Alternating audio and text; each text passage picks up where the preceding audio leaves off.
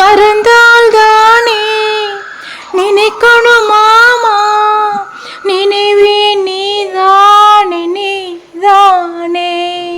Hi கள்ளிக்காட்டுக்குள் friends, எல்லாருக்கும் ஒரு ஹாப்பியான வணக்கத்தை சொல்லிக்கிறேன்.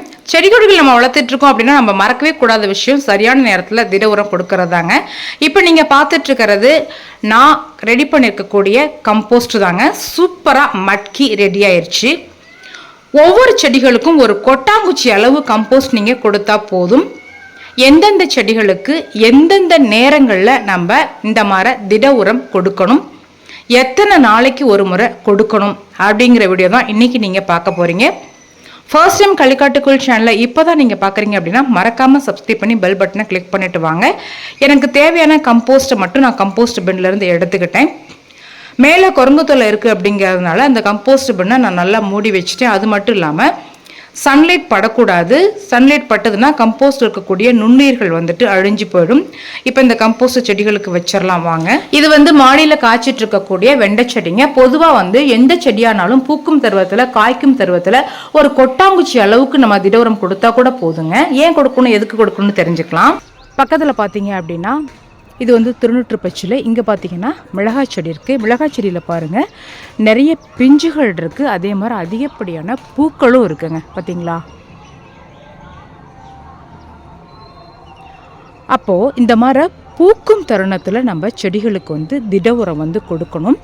எந்த இயற்கை உரம் உங்ககிட்ட இருக்கோ, கம்போஸ்டாக இருக்கலாம், அல்லது மண்புழு உரமாக இருக்கலாம், அல்லது நீங்கள் மட்கிய மாட்டு சாண உரமாக இருக்கலாம். இந்த மாதிரி பிஞ்சுகள் பூக்கள் வரக்கூடிய டைமில் நம்ம திட உரம் கொடுத்தோம் அப்படின்னா அந்த செடியில் இருக்கக்கூடிய பிஞ்சுகள் அப்படியே காய்களாக மாறும். இன்றைக்கி நான் என்ன உரம் கொடுக்குறேன் அப்படிங்கிறத நீங்களே பாருங்கள். நான் வீட்டில் தயாரித்த கம்போஸ்ட் தான் நான் கொடுக்க போகிறேன். வாங்க. இங்கே பாருங்கள், இந்த கொய்யா மரத்தில் கம்போஸ்ட் ரெடி ஆகிட்டுருக்கு. எப்படின்னு ஆச்சரியமாக இருக்கா? நான் ஒரு கம்போஸ்ட் பின் இங்கே வச்சுருக்கேன் பாருங்கள். இந்த கம்போஸ்ட் டீ விளறதுனால இந்த கொய்யா மரத்தில் இருக்கக்கூடிய காய்கள் எவ்வளோ திரட்சியாக இருக்குன்னு பாருங்கள். இங்கே பாருங்கள், மாடியில் இவ்வளோ திரட்சியான காய். அது மட்டும் இல்லாமல் நிறைய பிஞ்சுகள் இருக்கிறதே நீங்கள் பார்ப்பீங்க. இந்த மாதிரி வீட்லேயே நம்ம கம்போஸ்ட் ரெடி பண்ணுறப்ப நமக்கு செலவும் குறைவு. அது மட்டும் இல்லாமல் சத்தான கம்போஸ்ட் ரெடி பண்ண அப்படிங்கிற ஒரு மகிழ்ச்சியோட நம்ம எல்லா செடிகளுக்கும் நம்ம வச்சிடலாம். இப்போ எனக்கு தேவையான அளவுக்கு கம்போஸ்ட் அந்த கம்போஸ்ட் பின்லேருந்து நான் எடுத்துகிட்டு திரும்ப நான் மூடி வச்சிடுறேன். ஏன்னா வெயில் படும்போது நுண்ணுயிர்கள் அழிஞ்சு போகும். நான் ஏற்கனவே சொல்லியிருக்கேன். இப்போ கம்போஸ்ட் எடுத்துகிட்டு போயிட்டு எல்லா செடிகளுக்கும், காய்கறி செடிகள், பூச்செடிகள், எல்லா செடிகளுக்கும் ஒரு கொட்டாங்குச்சி அளவுக்கு வச்சா போதுமானது. இது ஆப்கான் அத்தி வளரக்கூடிய பருவத்திலே நம்ம கம்போஸ்ட் கொடுக்கலாம்.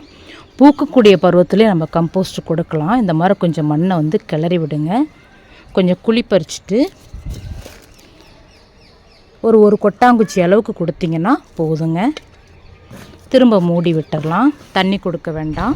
பொதுவாக திட உரம் கொடுக்குறப்ப நீங்கள் தண்ணி கொடுக்கக்கூடாது. அப்படி தண்ணி கொடுத்தீங்க அப்படின்னா அந்த சத்துக்கள் அப்படியே மாடி தோட்டத்தில் அப்படிங்கிறதுனால வழிஞ்சு வீணாகிரும்.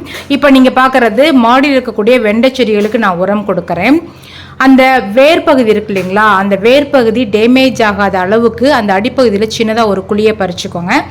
ஒரு கொட்டாங்குச்சி அளவுக்கு இயற்கை உரம் கம்போஸ்ட் நான் கொடுக்குறேன். வீட்டில் தயாரித்த கம்போஸ்ட்டு. திரும்ப அந்த மண்ணை போட்டு மூடி விட்டுருங்க. ஸோ இந்த மாதிரி சின்னதாக குழி பறித்து நம்ம கம்போஸ்ட் கொடுக்கும் பொழுது அந்த கம்போஸ்ட் அந்த வேருக்கு நெருக்கமாக இருக்கிறதுனால ரொம்ப சுலபமாக அந்த செடிகளால் சத்துக்களை எடுத்துக்க முடியும். மண்ணை போட்டு மூடி விடுறது எதுக்காக அப்படின்னா, கம்போஸ்ட் அப்படியே ஓப்பனில் விட்டீங்க அப்படின்னா டைரக்ட் சன்லைட் அதில் படும், நுண்ணுயிர்கள் அழிஞ்சு போயிடும். நீங்கள் முடிஞ்சால் இந்த மாதிரி கம்போஸ்ட்டை வச்சு மேல் மண்ணை மூடி விட்டுட்டு மூடாக்கு கொடுத்தீங்க அப்படின்னா இன்னும் சிறப்பாக சத்துக்கள் கிடைக்கும். பூக்கள் உதிராமல் அப்படியே பிஞ்சுகளாக மாறும். எப்போவுமே நீங்கள் இந்த மாதிரி திட உரம் கொடுக்குறப்ப களைச்செடிகள் இருந்தது அப்படின்னா பிடுங்கி விட்டுருங்க. இது தக்காளி நாற்றுகள். இன்றைக்கி சாயந்தரம் தான் இந்த நாற்றுகளை வேறு தொட்டிக்கு மாற்றணும். இந்த களைச்செடிகளை பிடுங்காமல் நம்ம உரம் கொடுக்கும் பொழுது அந்த உரத்தில் இருக்கக்கூடிய சத்துக்களை களைச்செடிகளும் எடுத்துக்கிட்டு அவங்களும் அதிக வேகமாக வளருவாங்க.